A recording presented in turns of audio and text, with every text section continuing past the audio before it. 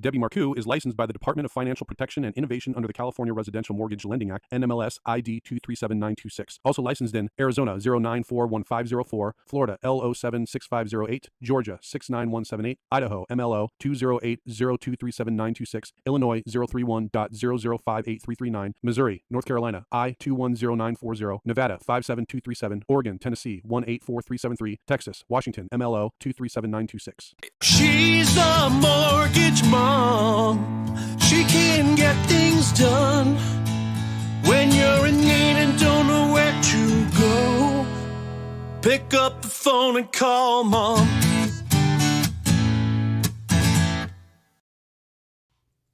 All right, so welcome to Mortgage Mom Radio. I am Debbie Marcoux. I am the mortgage mom. And today, as promised last week, we are going to be talking about that NAR lawsuit, the National Association of Realtors. What does that mean for you buyers? What does that mean for you sellers? And today I have Heather Kilpatrick on with us. Heather is a loan officer, licensed loan officer. She is also a licensed real estate agent. And she also went to school and did get her degree from, let's make sure I say it right, Heather, Southwestern? Yeah, that's right. And so she did, and you were majoring in real estate law, correct? Okay, so I felt that if we couldn't get a better person's opinion on everything that was happening, that it wasn't Heather, right? Like she's the only person I feel that can look at the lending side, the real estate side, a real estate agent herself, having gone to school, to law school and graduated with her, major being in real estate law. So welcome. Yeah. So welcome to the show, Heather. Thank you so much for joining. Obviously, you've been on the show with me before. You are a loan officer on my team. So I have got like the best of all worlds with you, which is why I love you. Thank you. But I did want to talk about this that is going on because, it is all over the place. Everybody's talking about it. Real estate agents have done posts about it. I'm seeing TikToks about it, obviously articles about it. There is so much that is being talked about, and I wanted to take it from a different side. I want to talk to buyers and talk to sellers. First of all, like what does it mean to them? And then how are things going to change? How is it going to be different? I do have a good amount of listeners who have reached out to me and said, you're preaching first time buying. You're saying I need to buy a home. I'm barely scraping together my down payment and closing costs as it is. How is this going to change for me? How is this going to affect things? Am I going to be able to buy because I can't come up with, another 2.5% or 3% to pay an agent to represent me? So I thought it was a really good show for us to do, but again, coming more from the consumer side and talking more to the consumer. But then also, I think it's important too for people to understand what real estate agents are doing for them. So I'm hearing a lot of lashback as well from, people that are jumping on there and saying real estate agents get paid too much. Real estate agents, I could do this myself. I don't even need them. I could have saved so much money if I hadn't had a real estate agent that, sold my home last year. So I think that we also need to dip the toe in what is a real estate agent doing for you. I've heard the argument that, you don't need a real estate agent, just call an attorney and have them write the contract for you. So I want to have this conversation, and I know you're hearing these things too. But I want to get just a little bit different perspective on it. I don't want to be the person that is hyping this up and making this news and trying to just get views. That's not what this is about. This is about me educating my listeners about things that are happening in real estate and mortgage and important topics that are coming up about those things, guidelines when they change, and, things of that nature. So I want to make sure that we're hitting all of the good stuff. So you're the girl. You're going to talk about this a little bit. I am putting you in the hot seat today. So the first thing that I would love for you to do is obviously I've read a lot of this, and so I am educated on it, but I feel like coming from you, it's got a little bit better, it's coming from somebody with real knowledge, right? Okay. So I want you to kind of give people an understanding of let's just do a general overview. Like, what was this lawsuit all about? Like, how did it come about? Why is it here? What started this whole thing? Okay, cool. Manny says actually that he can hear you now. Now I've got to try to get this headset back into my ear. All right, perfect. All right, so unfortunately, Heather, I know we stopped you like mid. That's okay. We'll go back process. to it. Sorry about that, guys. This is all learning. We're streaming right now on Instagram, Facebook, and YouTube.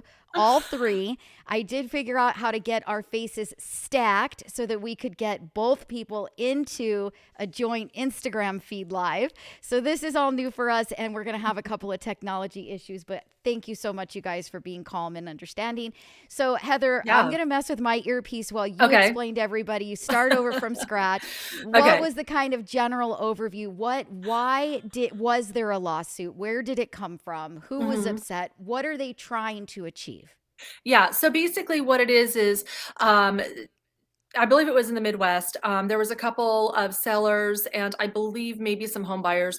They were upset with the fact that they didn't realize that commissions were negotiable. And one of the things I was mentioning when nobody could hear me was that commissions are always negotiable. So when you list a home right now with the way that things are, and somebody says, hey, I want to take you, I'm going to pay 5% to you. That 5% is negotiable. I mean, you could pay 10% if you wanted, you could pay 1% if you wanted. But unfortunately, these clients were feeling that they didn't have the ability to negotiate those commissions, so they filed a lawsuit. Time goes by, the lawsuit goes through, there's a ruling on it. NAR, which is the National Association of Realtors, they oversee pretty much anybody who's a licensed realtor with a brokerage firm that chooses to be a part of them and use that realtor designation. They lost, I guess you want to say. And so there's some payouts that happened. And basically the whole gist of the lawsuit was that they wanted to get across, number one, commissions are completely negotiable. Number two, they want people to be very transparent. And when I say people, I mean the agents, the brokers, the buyers, the sellers, anybody involved in the transaction with how much you're making. And to also, again, know that it is negotiable and to be honest. So basically everybody in the pot, here's what's going on. Everybody knows about it. Everybody has a say in it. And I guess that's kind of what they didn't feel happened. They kind of felt like they were served something and said, you don't have a choice. So that's basically what it is. Okay. So basically the sellers were upset that they wanted the buyer, they want kind of everybody to understand what's being paid so that negotiations are more fair. Am I understanding that?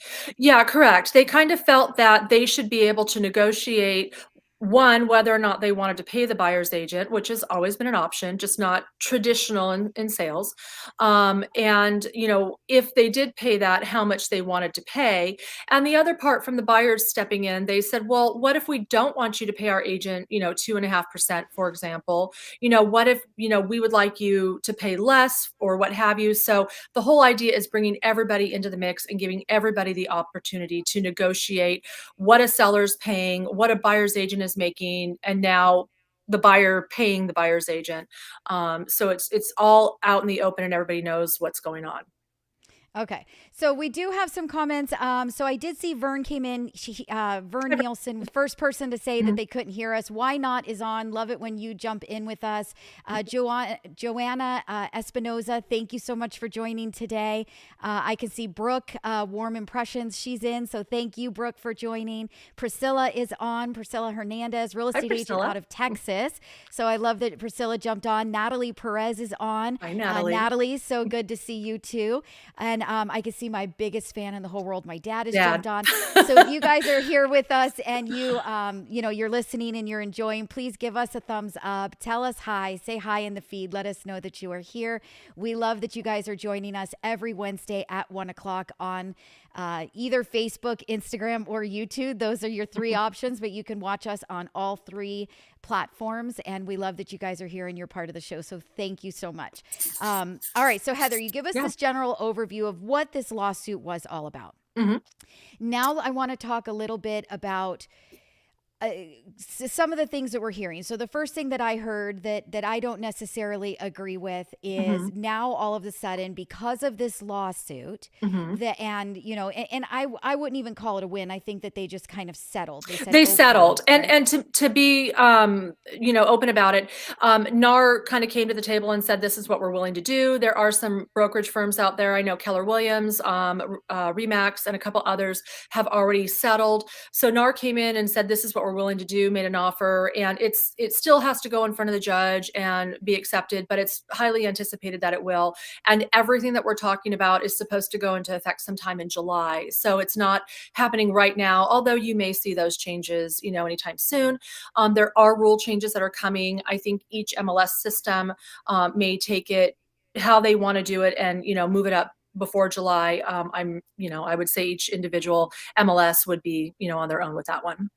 Okay. So let's talk about, one of the biggest things that I'm hearing in the news, because of course they love headlines and they love to make a big deal out of everything because they want views, right? Trigger words. Yeah. Trigger words. Yes. Clickbait, right? I wish I had clickbait. clickbait. I'm so bad at it. I really feel like if I could get good at clickbait, I'd have a lot more followers. But anyway, so let's talk about that. The first thing that I am hearing over and over again are real estate prices are going to come down. That's one of my favorites. Realistically, I would not anticipate that. I would love, for prices to come down, especially being in California, it'd be really nice. But so for example, let's just take a round number and say $1 million, right? So if you're a seller and traditionally right now your home would sell for $1 million. The idea is that, and I've heard, people say, oh, buyers are going to save thousands or sellers are going to save thousands. And I think that's what they're hoping with this, but I think in reality, it might go a different way. But so if you have that $1 million home and you're paying a buyer's agent, let's say, for example, 2.5% commission, that's $25,000. So what they're hoping is that the seller will say, well, I'm not paying a buyer's agent commission, so I'm going to reduce my home to $975,000, and reserve that $25,000. Never gonna happen. Let's be real, right? Never gonna happen. happen. If you're a seller and your neighbor's home sold for $1 million, why would you sell for $975,000? So they're most likely going to keep that price at $1 million. That's what they're appraising for. And the whole idea when this, seller pays buyer's agent commission came into play in the 80s and 90s was that it was helping the buyer kind of finance the closing costs, that agent closing costs into the price of the home. So it was kind of assumed that, hey, Mr. Seller, Mrs. Seller, when you price your home, you're accounting for the fact that you're paying a buyer's agent commission, and that's where it's a little bit higher. So now they're kind of hoping to rewind that a little bit and say, now that you're not paying it, bring that price down. And, understandably, human instinct isn't that way. So I would assume, and this is not to say anything negative about sellers whatsoever. It is human nature that we want the most that we can get for the home. And we all believe that our $1 million home is worth $2 million and our $500,000 home is worth $1 million because it's all of the love and everything that we put into a home, and so we want the very most that we can possibly get. So just because now the seller doesn't technically have to pay for the buyer's agent's commission, isn't going to change what the price is that they want for that house. So if that seller is unwilling to pay the commissions for the buyer, there's going to be a couple of things that are going to happen. And one of those things is going to be that a buyer is going to come in and say, I understand you're unwilling, to pay the commission, but we really want this house and can't afford it. We'll offer you more on the house for you to pay our buyer's agent. And so we're going to probably see a lot of that, which in hindsight, I think will actually end up driving prices higher, not lower, right? Yeah. So what, and we do see it a lot with buyers now. We have clients that have money for a down payment, but maybe they don't have the money for closing costs. Maybe that house is being offered for $500,000 and they need 2%. So they'll say, well, I'll offer 510 and ask them, to pay $10,000 of my closing costs. That will net them that $500,000 they were asking for. I think the same is going to happen very often with this new situation. But the whole idea about it is, seller you don't have to pay this. So what is your price not having to pay this? Buyer, this may be a cost you're incurring now. You do have the option to ask the seller. You do have the option to kind of ask for it in closing costs. So just the different options. And honestly, they were there before, but apparently not as apparent as they should have been. Right. So I do want to get to that. So we're going to Yeah. talk a little bit about, how things are going to change for a Mhm. buyer. And then we do want to talk about how things are going to change for a seller, because we're going to see some contract changes, right? Yeah. But the first thing I want to say is that Priscilla did jump in again. Priscilla Hernandez, she's a real estate agent out of Texas. And we work with Priscilla all of the time. She's fabulous.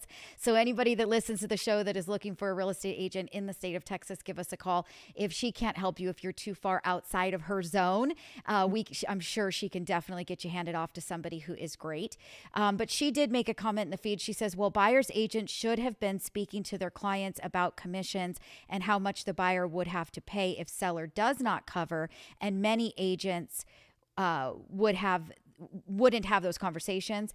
Yeah. She says, it's all the same, just packaged differently. So Mm-hmm. Priscilla's absolutely right. But her comment, is going to kind of tie us into how are things going to change for buyers moving forward, right? And then I Yeah. do want to talk about the effects on the seller as well. Mhm. So for a buyer moving forward, because what the big thing is, and so I'll let you make sure that I'm saying this correctly. But the big thing that I'm hearing that's stemming really from this is that real estate agents right now use the multiple listing service. The multiple listing service Correct. is what they put the listing in, and that's where all of the agents have memberships, and they all jump in there and they pull listings from that service when they're Mhm. trying to determine what homes are available for their clients to go show them. Mhm. So in this multiple listing service currently today, it will actually show how much commission is being offered to the buyer's agent. So you're taking Correct. it, you're listing the property, and you're taking that listing for a certain percentage from the seller, and you're saying, I'm willing to share my Mhm. portion of the commission with you if you bring me a buyer. This is how much I'm willing to share with you. So it's Right. really, honestly, the seller signing up with the listing agent for a certain amount they're willing to pay the listing agent. Correct. The listing agent is choosing to share with a Mhm. buyer's agent if they can bring them in a buyer. So I think a lot of people didn't really understand that that's exactly how it worked either. Mhm. But right now in that MLS, you can actually see how much is being offered to you as Yeah. a buyer's agent, right? So that is something that they are taking away, correct? Correct. Yeah. Yeah. So right now, in the state of California, where, I'm located, so I can speak, in the listing agreement on the first page, it does have that section for commission, and it does ask the, total commission paid. So say, for example, you took a 5%, listing, right? You're being paid that 5%, but then you have the option, a couple paragraphs down, it says, I'm authorized to advertise, X amount, however much you're going to give to the buyer's agent. It can be a flat fee or it can be a percentage, usually split 50-50, sometimes not. Sometimes, agents will take more or give more depending on, what the situation is. So I think that's going to go away. I know the forms are going to change. The MLS is going to change. One of the big rules is that we are no longer allowed as agents to advertise the buyer's agent commission in the MLS. So, and as a note, it does, they do come out sometimes on Redfin and Zillow. If you scroll down enough, you can see it'll say buyer's agent commission. So they've tried to be pretty forthcoming with it. But it's one of those things where that part's going to go away. So nowhere in the MLS system, my understanding is that nowhere in the MLS system can you say, seller will pay buyer's agent X amount of dollars or percentage. It's all completely going away. And they want it to be all negotiable now in the contract. So when you make an offer to that seller, you're either going to say in the contract, I'm going to pay my own buyer's agent commission X amount of dollars, or seller, I'm asking you to pay buyer's agent commission, or we split it, or, whatever works. So yeah, that's the biggest, I guess, controversy, if you want to call it, is that there's no more remarks in the MLS about seller paid commissions. Right. So, and Priscilla did jump in again too, and she says, "Yep." So the lawsuit Mm-hmm. was saying that buyers agents would not show homes if commissions showed less. So there was this understanding that if Yeah. it was a lower commission that was showing in the MLS, then the buyer's agent would just literally not show the property at all, basically steering the buyer away from Which is that illegal. property, which is absolutely illegal. So again, there's a lot of things that did come out of this lawsuit that they were trying to repair. Yeah. I'm understanding that. I just feel like we've got a little bit more damage at this point from what Yeah. they did do. But I do think that a lot of it is just going to be getting used to it and adapting and changing with the times and working together. So Yeah. one of the things though is that if I'm a real estate agent and I have somebody that comes to me that wants to buy a home, and I know that I'm going to go show them properties and I'm not going to know what the commission is that I'm going to get paid. And we'll talk a little bit more about that because I think that they'll know, but let's just Yeah. pretend it works exactly the way that the lawsuit wants it to, right? So I don't know what I'm going to get paid on that home. So now where does that put me? I can't do my job for free, right? Yeah. So now I'm going to have to get something from the buyer, right? So I Yeah. want you to talk a little bit about a buyer broker agreement. So this is going to be something that is going to change that has been around for a long time. But a lot of agents never used it. So now it's going to be something where I believe that these agents are going to be using them all the time. Like it's almost Correct. going to be required, right? Yeah. If I was the broker of a real estate firm that I had agents working with me, hanging their license with me, I would be requiring one of these on every transaction. So, so talk a little bit about that buyer broker agreement, Heather. So it's almost like when you go take a listing, obviously you don't work for that listing until you have a signed contract, a listing agreement with them. It's pretty much the same now for the buyers. We here in California have what's called a buyer broker agreement. That's what we all know it as.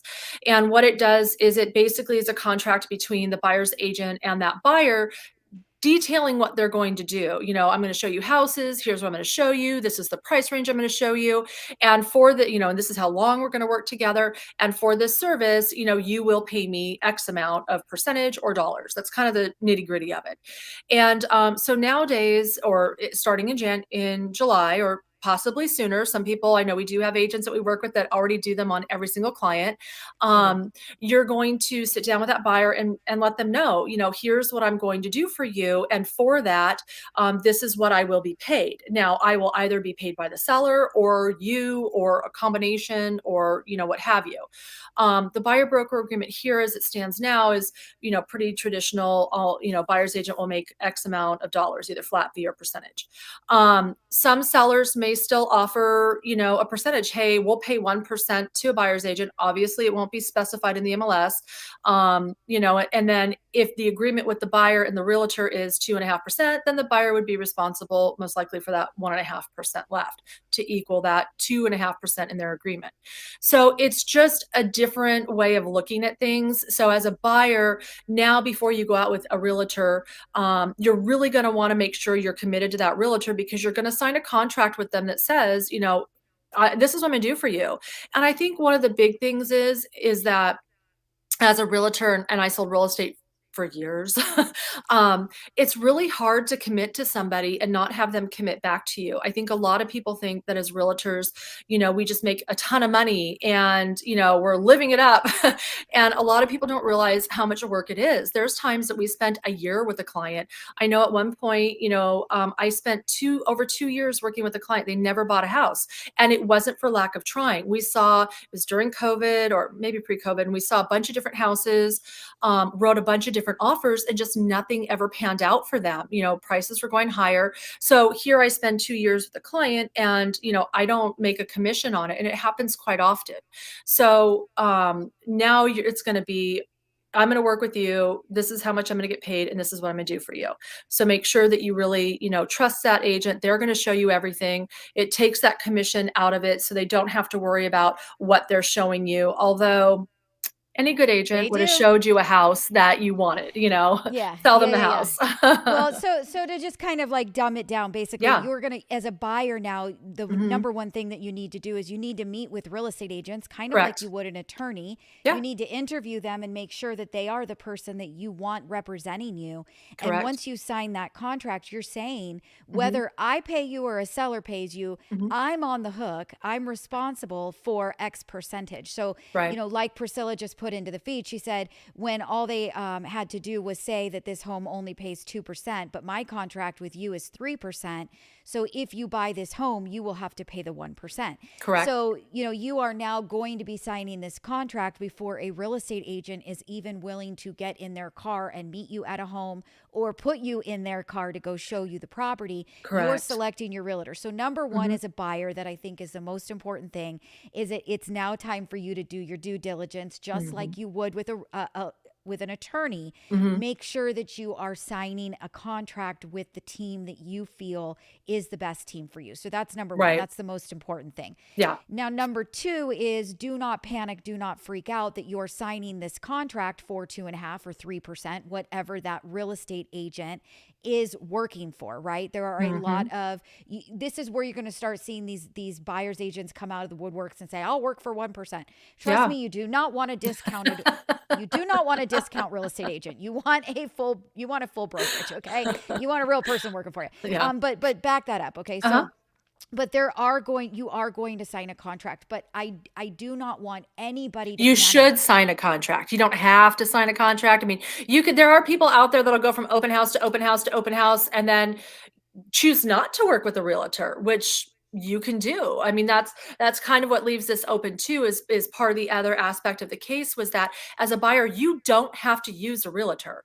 Um, and that's where we're kind of waiting to see how this is all going to play out, because as realtors, one of the things that we do is, we use the same forms so we're all on the same page. And, you're a member of, in California, CAR, which is California Association of Realtors, and the Department of Real Estate recognizes those files. And, it's a little bit different. So how, as a buyer, if you don't have representation, because I don't want everybody to think that, oh my God, I have to have a buyer's agent and I have to pay them a fee if a seller doesn't pay. No, by all means, you have the right to represent yourself, whether you're a seller or a buyer. And maybe that works for you and maybe it doesn't. It really depends on what your needs are. If you've sold 7 houses in your lifetime and you know how it goes and you want to do it on your own, absolutely. If you're a buyer and you've bought 7 houses in your lifetime and you know how it goes and you want to handle it, by all means. But if you're a buyer and you plan on having representation, somebody to represent you and to be there on your side, anticipate signing a contract. Yes. Oh, absolutely. And Mhm. again, I don't want anybody to panic and freak out that they're now signing this contract Mhm. for 2.5, 3% in commission, because that you still have the opportunity as the buyer to Yeah. have that conversation with your real estate agent and say, Mhm. I have this amount of money to work with. I have this for a down payment. I have this for closing costs. And now if I have to pay this, I have to go back on hold. I have to go Right. back on the fence and I have to keep saving before I'm Mhm. ready. So please, please, please, Yeah. Heather, only show me houses that you can get paid from. Now Right. it's not the realtor that is steering the transaction. It is Mhm. the buyer that is steering the transaction, and the buyers are going to do that. And it Yeah. makes sense for them to do that because it makes sense for them to have representation. It makes sense to have somebody in your corner representing you and helping you. And we will get into what a real estate agent does for you, because there is a It's lot important. of, yes, Mhm. and there's a lot of media right now that is going on that is talking about how you don't need a realtor. What do they really do?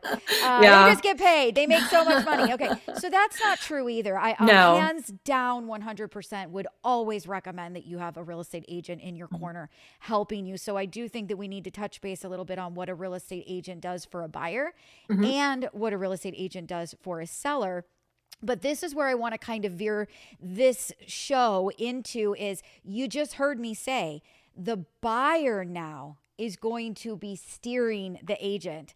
I can't look at houses that Yeah, I have to pay you. So correct. now okay. And then let's talk a little bit about, well, how does the agent know if it's not in the MLS? Because they're, they put up this wall. They said nobody can know. You just got to show them blind. Okay, come on. Come on. All of you real estate agents go to meetings. Y'all pitch your listings. Yeah.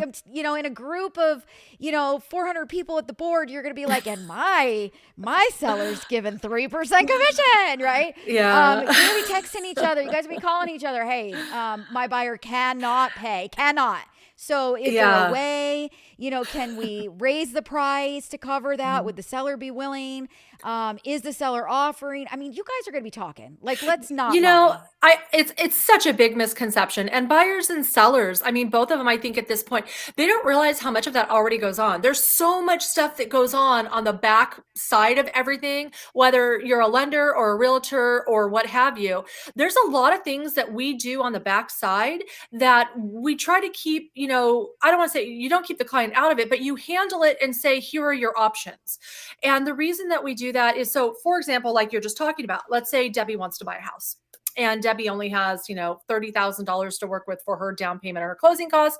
And if she's buying a home, she cannot afford to, pay a buyer's agent a 2% or 2.5%. So she comes to me and she says, hey, Heather, I want to buy a house. Here's my situation. And I say, okay, so there's a couple different options. One, if there's a house Debbie likes, as Debbie's agent, I'm going to call that listing agent and say, hey, I have a great client. She's pre-qualified. She's pre-approved. She's ready to go. She's talked to her lender. Lender's got everything. I really want to show her your home. However, she's at max where she's at for her closing costs and her down payment. She really does need this. Cash out of pocket. Yeah. I got nothing left. She got nothing left. She's not Yeah. going anywhere.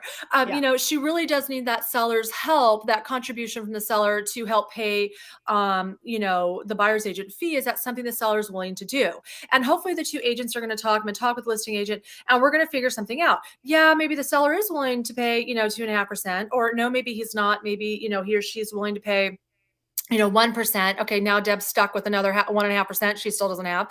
Okay. Can we, is the seller open to, raising the price of the house to cover closing costs? So all of that kind of goes behind the scene after you've had that conversation with your buyer. Hey, Deb, look, I can go to the seller. I can see if the seller is willing to pay it.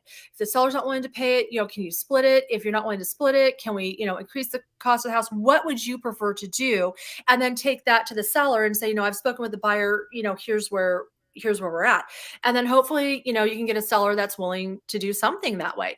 But what people don't realize is, it's already been going on like that for a long time. Even when you're negotiating back and forth, if you have a written contract and you're in counter stages, that happens. You usually know where you're at, with closing costs and what have you. And you try to put that together. So when you go back to your client, you can say, hey, look, here's what they can do. Does this work for you? And if not, let's figure it out. It's just making it more out in the open that's what's happening. Right. So, but if you're a seller, so now let's veer this conversation towards sellers, right? Sure. So if you are a seller and you are thinking about selling your home and you are deciding at the time that you're signing the listing agreement with your agent about what you're going to be offering in commissions, does a seller now say, no, I won't pay the buyer's agent commission? Does the seller say, yes, I will buy, I will cover that buyer's agent commission? And that's one of the things that sellers now are going to have to seriously consider because it's waving out in front of you. It's exciting. Hey, you've only got to pay 3% now. You don't have to pay 6. Yeah, I'm going to get more money. Right? I'm going to make more money. I don't have to offer that. So why would I? But think about the conversation that we just had about the buyers and the buyers being the ones that are steering the properties that they're willing to go and they're willing to look at. So as a seller, are you willing to condense the amount of people that are willing to come through the property and look at it and consider it by not offering a commission for that, for that buyer's agent. Yeah, I think, it's really going to depend, I think, on the price point of the home, what type of a buyer, would be attracted to it. Is a first-time buyer that's coming in that is maybe scrimping and saving to get every little last penny they can. Are you a luxury home where the person coming in doesn't care what they spend? Nowadays we really see a lot of first-time buyers coming up, or people that are, maybe selling a small, condo or something and moving up to a first-time home. So I think really it's going to depend. But yeah, I think that the buyer is really going to control what they go see based on what funds they have available to them and what a seller is or is not willing to contribute, to the mix. So as a listing agent, when you go in and you have that conversation with your seller, you really want to make sure that you explain to them, look, you don't have to pay a buyer's agent commission. You could put your heels in the ground and say, I absolutely refuse. Don't even bring it to me. I won't look at it. Or, you could say, hey, I want to take it on a, come in and see basis. This person might offer this person might offer that. Let's look at it as it comes in. Or you may say, look, I know I'm a move up home, or I'm perfect for a first time buyer. And, I know that they're going to need my help. So yeah, I am going, to offer. It really depends, I think, on what the situation is, what price point your home is at, and what you as a seller, want. Maybe you're somebody who, needs every single dollar out of that house to go buy that next step. And you would love to pay a commission, but you need that extra, $20,000 or $10,000, whatever it is. So yeah, I think that's going to, be interesting to see how everybody kind of comes into it differently now. Yeah. But I don't think that anybody should feel like they have to put their plans on hold. They had planned to purchase a home. They had saved enough for the down payment and the closing costs. And now they feel like, oh my God, I have to save more. There is absolutely no reason right now to put those plans on hold. There is a way to work around it. Now, the one thing that I will tell you that is the most important thing about all of this is getting pre-approved. Yeah. You absolutely have to. Yeah. This is the number one most important thing. And your lender, your loan officer, me or Heather, your loan officer has to have a conversation with your real estate agent. It is an absolute mandatory at this point. You need a team that is going to be working for you. And unfortunately, in my opinion, I believe that the short end of the stick in all of this that came out of this lawsuit was the buyer, unfortunately. The seller had the opportunity to buy that home when the seller paid for their real estate agent. And now the seller is going, in normal times, the seller would then sell on behalf of this new first-time buyer that's coming in to buy the property and so forth. And it worked that way. Yeah. And really, at the end of the day, my opinion is that the buyers really got the shaft in this whole situation. It's not making properties less expensive. Sellers aren't going to be selling for less money because they have to pay less money. The buyers are really going to be on the hook for these commissions. So they need to make sure that they're buying homes that sellers are willing to help. So again, seller, keep that in the back of your mind. If you want, if you want to have the most amount of people coming through your home and offering this property out to the most availability of buyers, you're going to want to offer that commission. But it is really, really important that we do that pre-approval now, because depending on the type of loan that you are doing determines how much that the seller can pay for you as a buyer on your behalf. So, you can walk in with an offer that says, I would like you to pay my realtor's commission, and I would also like you to give me X amount of dollars to help me towards my closing costs. And you could very quickly find out that you've asked for too much money, more money than your loan program will allow. Yeah. So in that situation, me and Heather as the realtor, we need to have that conversation that says, hey, Heather, this client's a vet and they want to buy a home, and they're a no down, like they're a VA no. Yeah. Okay? No money down, no closing money out costs. of pocket. Okay. They're a VA no, and that's what we call them. Yeah. So I need money for closing costs for this person, for this vet. And I also need make sure that if it's a property that won't cover the commissions, I need to get the commissions covered, right? Yeah. Well, the vet is going to sign a contract because the agents are going to want a contract signed, right? I agree to pay, but veterans are not allowed to pay a buyer's agent commission. Yeah. So the agent, their agent representing them has to know that they have to write the contract different. It's not a credit to help offset the costs.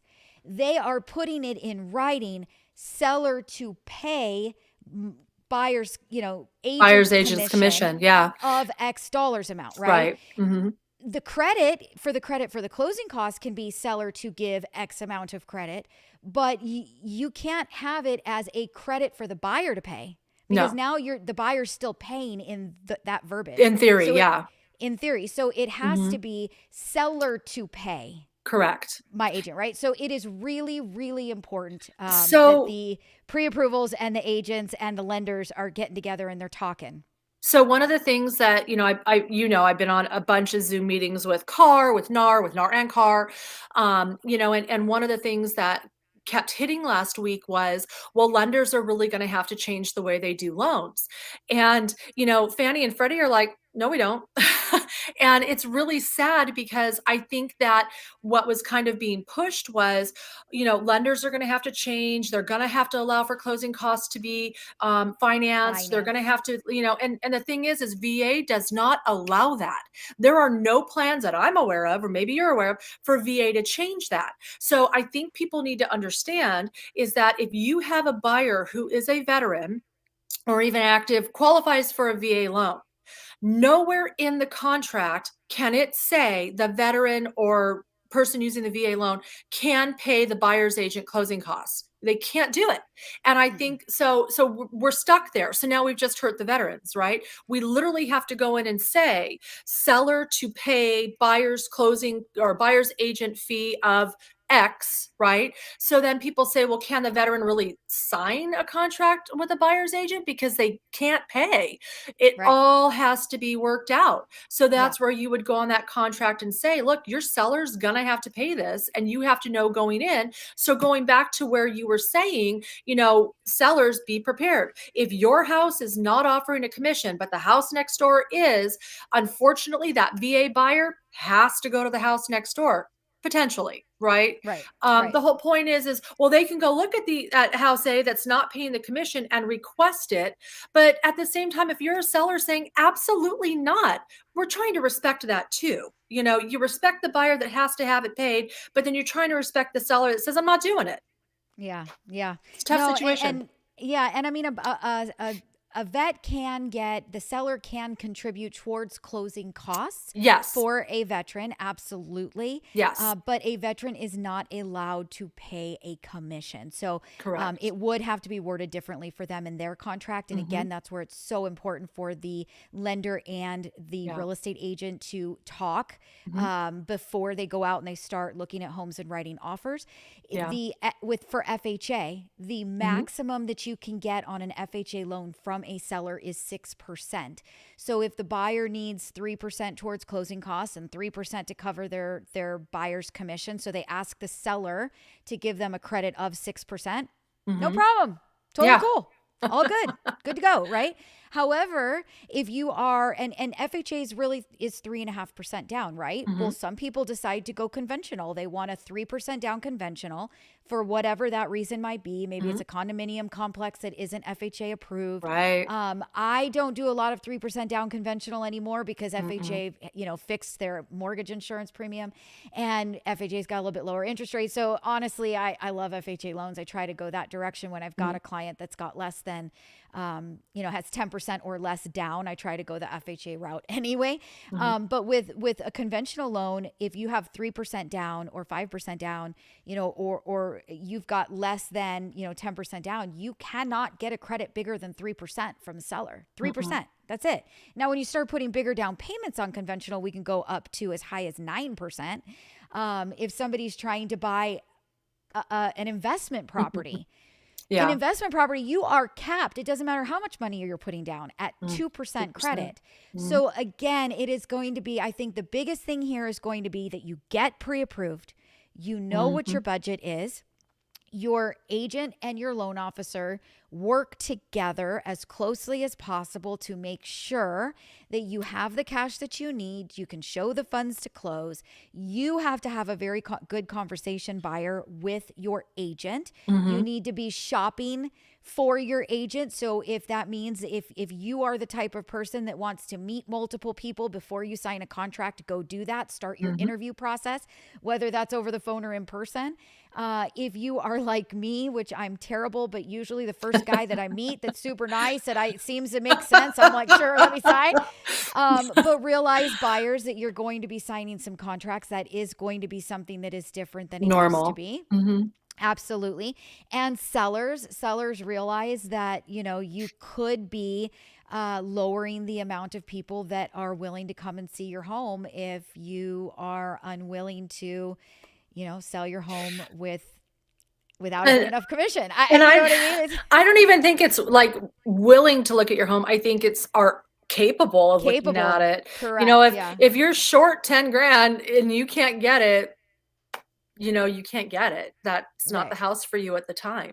Right. It's going to be interesting, but I think it's totally doable. I honestly think you're just hitting the nail on the head when you say you really have to talk with the lender, because now not only are you going to say, here's how much I need, right? But now you have to say, okay, well, I've got this real estate agent that I really love. I want to work with them, and their commission, I want people to understand is that, because, we didn't really talk about agents or whatever, but a lot of them, there's a lot of overhead, and they, there's costs upon costs upon costs. So in order for them to take that time, and show you, they have to be paid something. And I always tell people, you go to work for 8 hours a day. What happens if your boss says to you all of a sudden, oh, I don't want to pay you today?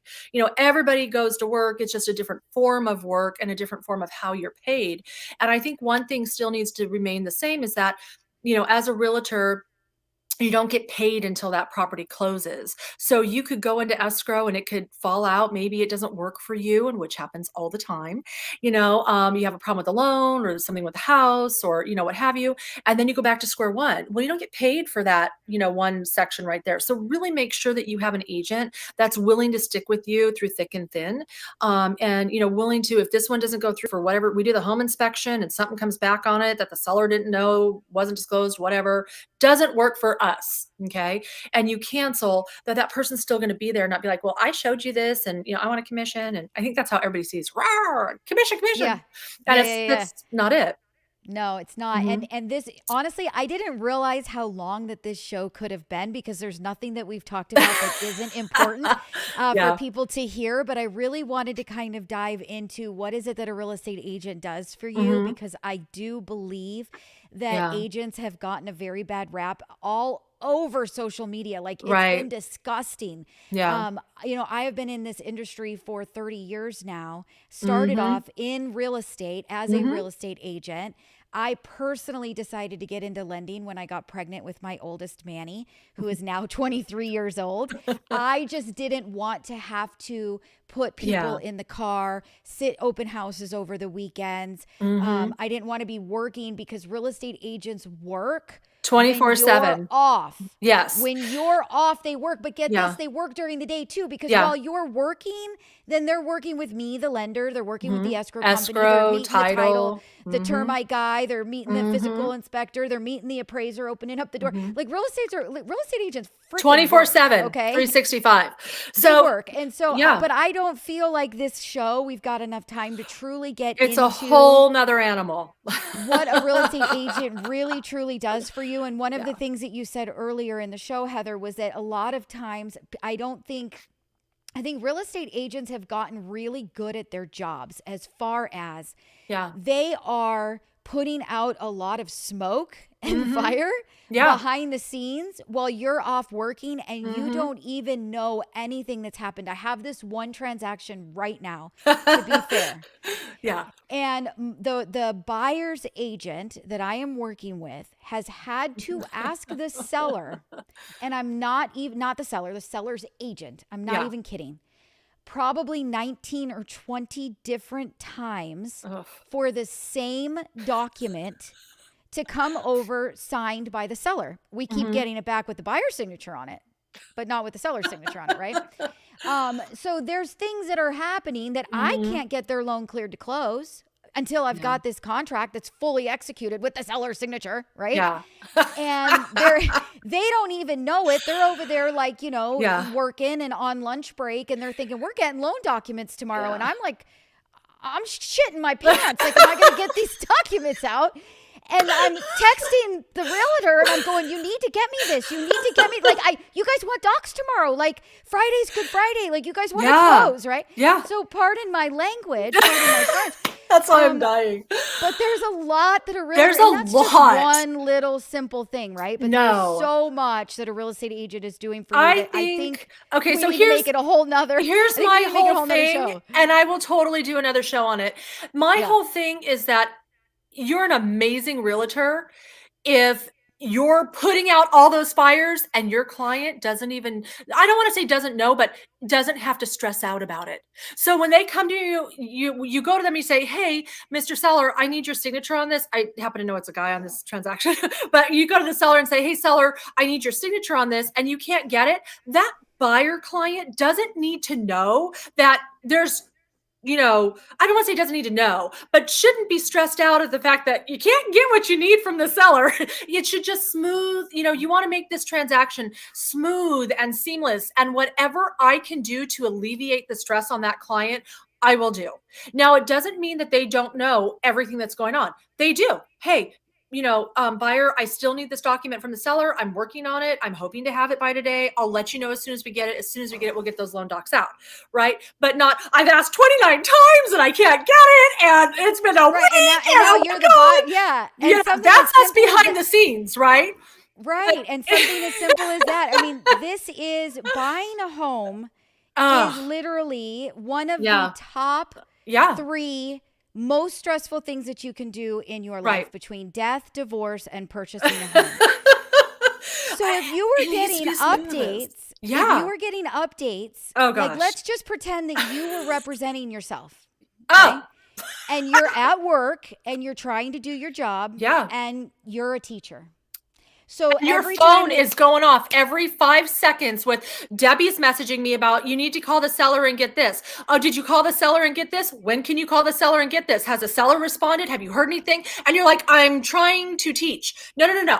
That's where your realtor comes in and says, I'm going to contact the seller and work on getting this. And then I'm on the phone with Debbie going, hey, Deb, we're working on it. Hey, Deb, we asked for it. Hey, Deb, did you see the email? Hey, Deb. So you're absolutely right. Realtors work 24/7. We're available Monday through Friday to the lender, to escrow, to title, to the inspectors, to termite, whoever has a regular 9-to-5 job. Then our clients get off of work at 5 or 6 and say, hey, I saw this house. Can we go look at it? Sure. Let me call. And then the fun ensues. How do I get my client into this house? I'm calling the realtor. Am I calling the seller? Am I making an appointment? Does it have a box? Do I need a combination? Whatever. And then I call back and I go, absolutely. We're in tonight at 7:00. Does that work for you? That's all you see, not the running around of, hey, at 6:00 at night. Right.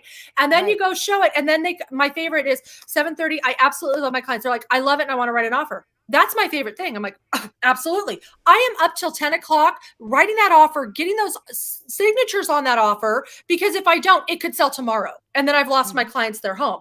And it's funny because I had a client say to me at 10:00, she's like, oh my God, you're a rock star. I'm like, hey, we need to get this done. Right. That's my theory. And hopefully a lot of agents have that theory, but it all goes on in the background and nobody sees it. Lending, real estate, whatever, we're available on the weekends. I've had clients, even lending clients, say, I'm off on Easter. Is that okay? Call me up. What time do you want to talk? I am here for you. Hey, I'm not going to lie. I didn't even realize that Easter was the same Sunday. We didn't have to tell us. I know. I'll be with you. So, but yeah, so people have to realize that Thanksgiving, Christmas, because not everybody celebrates those holidays. So you have to be available and you have to put family aside, friends aside, plans aside. And I really don't think that people that are not in this industry understand that. No, they don't. And to be honest with you, I really think that we should do probably show number 2 about all of the things that a real estate agent does for both a buyer and for a seller. What are they doing within that transaction? Or what should they be doing? Right. Yes, but I think that it is time to actually bring that to the public because I don't Yeah. think that they truly understand. And I also Yeah. in that show want to talk about what a real estate agent makes because you would actually be quite surprised that by the time that you average out the commission that they actually take home in their pocket, they're very close to a minimum wage person. Correct. So I think that it is very, very important that we do that. So I think maybe next week we get on and Sure. we'll do this again. Yeah. Priscilla did jump on and she says, I wonder how this will work with new construction. So if I were to guess, I would say that new construction, there's a builder. The builder is literally the seller. The seller. And I would think that most builders are just like current builders where they just want to get the buyers in and they're going to be offering commissions. But what do you say about that, Heather? I think it's going to be an interesting situation because they themselves are the seller. And a lot of times what people don't understand is that even if you're buying a new home, well, I shouldn't say absolutely, but on the majority of new home builders, they do work with real estate agents to bring the client in. Super important if you're buying a new house to have representation on your side. That really nice person in there meeting you at the new homes works for the seller. And it's funny because I had an agent call me the other day and he has a client looking at new homes here in Los Angeles. And, I said, okay, well, does it have a Melrose? And he was like, I don't know. Okay. Does it have a homeowner assistant? I don't know. Okay. Does it have this? Did you ask these questions? And these are questions that, that the agent needs to ask or the buyers need to ask. And a lot of times they don't know to ask. So it's super important that you do have a buyer's agent when you go in there. They'll find out whether or not they're cooperating with brokers or not. Yeah, I mean, there's a handful that there's a handful that don't. That and there's don't, a handful yeah. that do, and I don't think Yeah. that that's really going to change, to be honest with you, No. with anything that's going on. I think they're going to offer the same. I just don't think they'll put it in the MLS like everybody else. So you'll just Right. you'll call and say, are you cooperating? And they'll say, yeah or no. Right. So Karen, my mother-in-law, she jumps Hey, on. She Karen. says, thank you, Debbie and Heather, for a great show. So you are very welcome. Nikki, our favorite agent in Lake Havasu City, Nikki Boudreau got on and she says, Love you Nikki. ladies are great. I love Nikki too. She's fabulous. And then Natalie Perez jumps on. She says, amen, sister. So I am feeling like really, really wretched right now. I think that's the first time I've ever said a swear word on my product or my program. But it's true. Yeah. I think that's the thing is people don't truly understand what goes on the behind the scenes so that you don't have to have that on you. And there are a lot of mistakes. Yeah.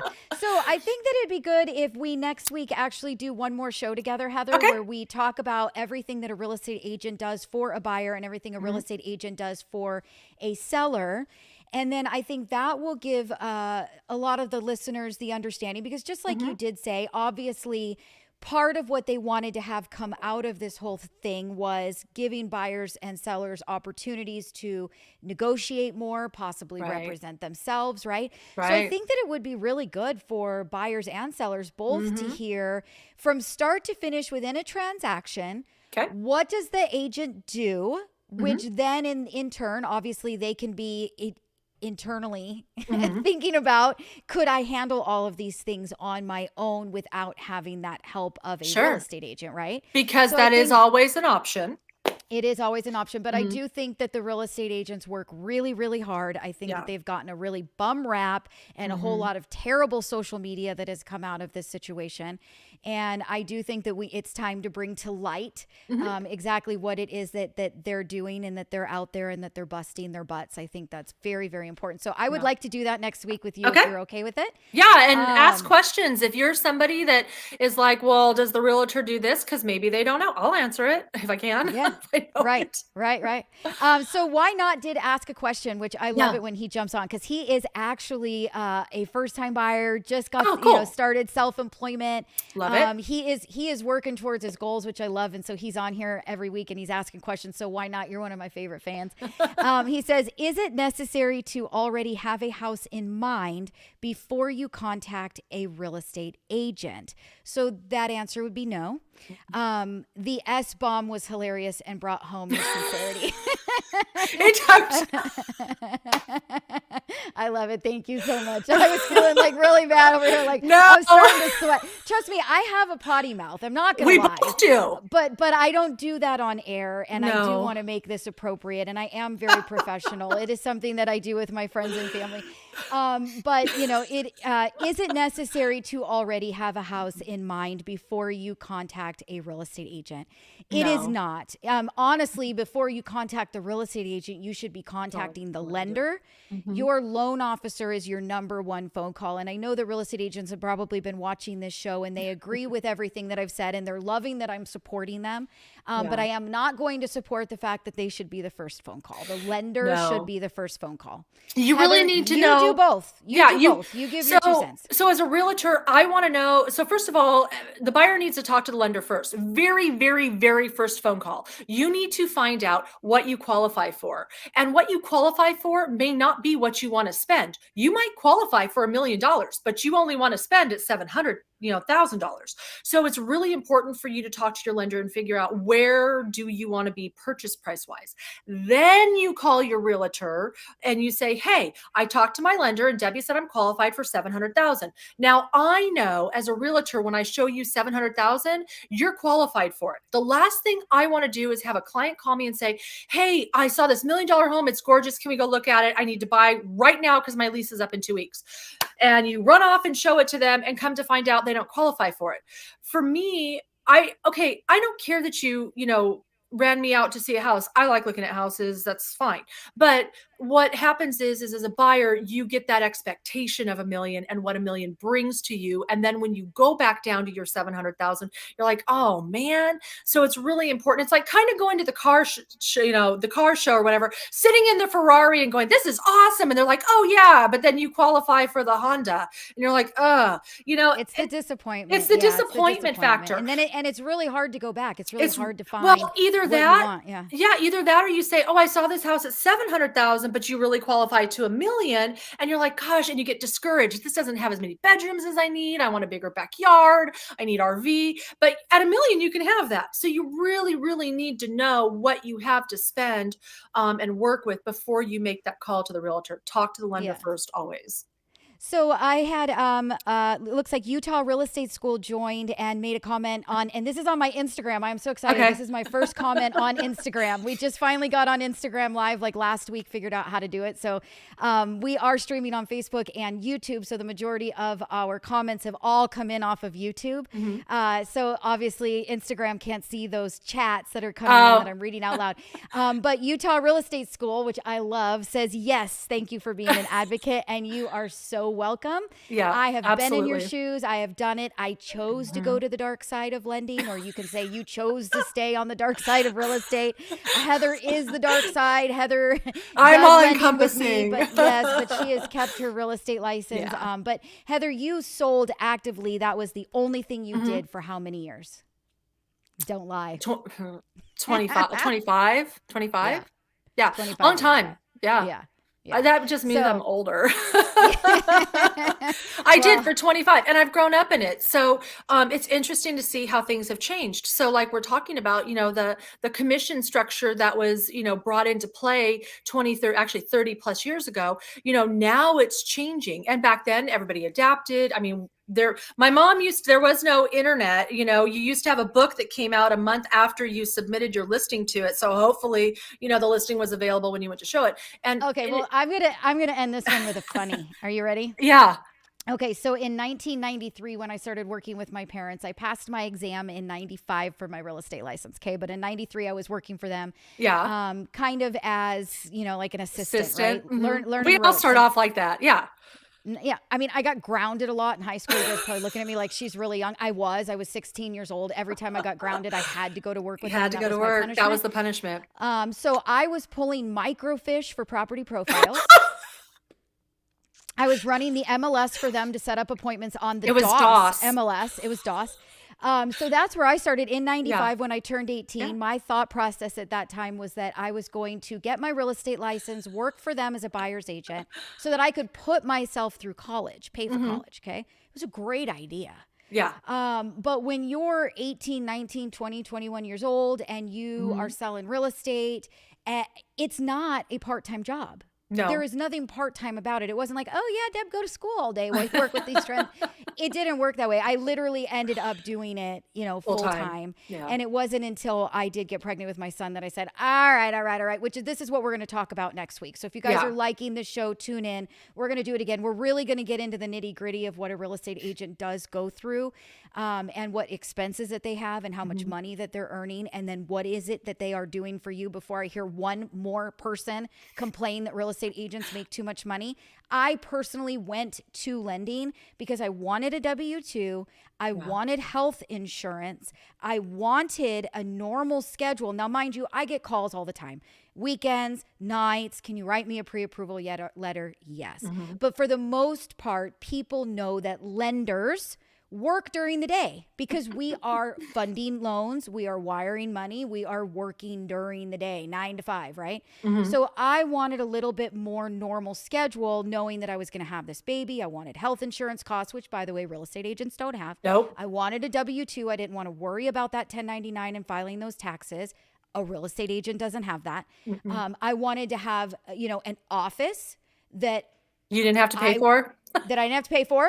I wanted documents that I didn't have to pay for. A computer that was handed to me by my company to do my work, right?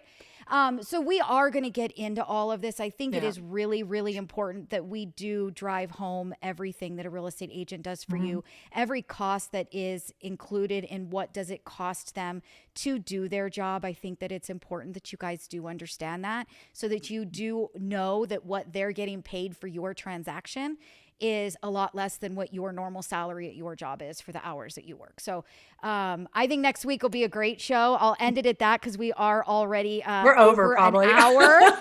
We usually make it a 30-minute show, but that's okay. If you guys loved this show, I hope that you did. We want you guys to join us. We want you to do it again with us next week. Every Wednesday at 1 p.m. Pacific time, we are live on YouTube, Facebook, and Instagram. If you want the link to join, you don't want to have to remember, oh, that's right, it's Wednesday, it's Mom Day. You guys can text me, text the word live, LIVE, to 844-935-3634. That's 844 We Lend for You. WELEND and the number 4.